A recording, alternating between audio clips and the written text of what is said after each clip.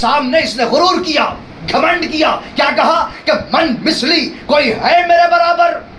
توجہ ہے، غور فرمائیے گا. من مثلی پہچان بتا رہا ہوں میں، جاننا کافی نہیں، پہچاننا ضروری ہے. کس کے ذریعے سے پہچانوا رہا ہوں؟ فطرس کے ذریعے سے پہچانوا رہا ہوں، کسی گنہگار کے ذریعے سے نہیں بلکہ فرشتے کے ذریعے سے پہچانوا رہا ہوں. کیسے پہچانا جاتا ہے؟ توجہ، فطرس ہے. کب کا معاملہ ہے یہ؟ جناب آدم سے پہلے کا معاملہ ہے. فرشتوں کے درمیان رہتا ہوا جنت میں رہ رہا تھا. اس نے گھمنڈ کیا، من مثلی کوئی ہے میرے برابر. کیوں کہ اس کے پاس اللہ نے بڑے خوبصورت پر دیے تھے.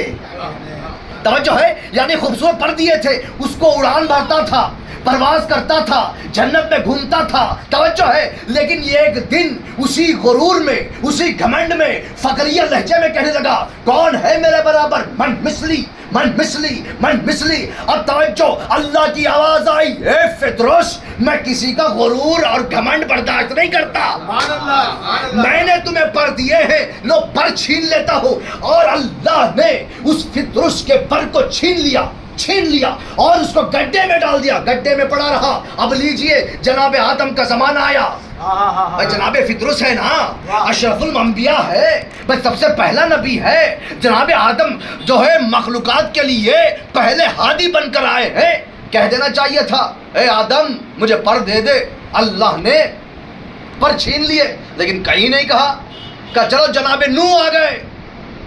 900 سال کی تبلیغ، 2000 سال کی زندگی. کس کی؟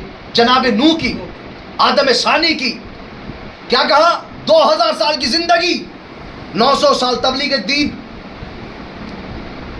اب ظاہر سی بات ہے فطرس کے پاس جاؤں گا. اے فطرس، جناب نوح سے مانگ لے. آواز دے گا.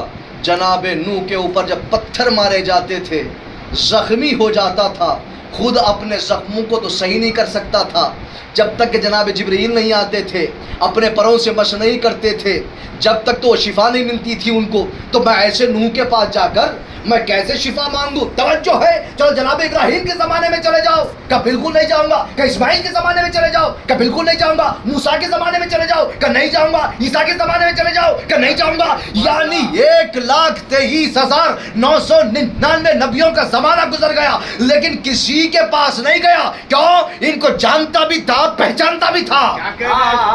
توجہ، صلوات پڑھتے ہیں محمد والے محمد.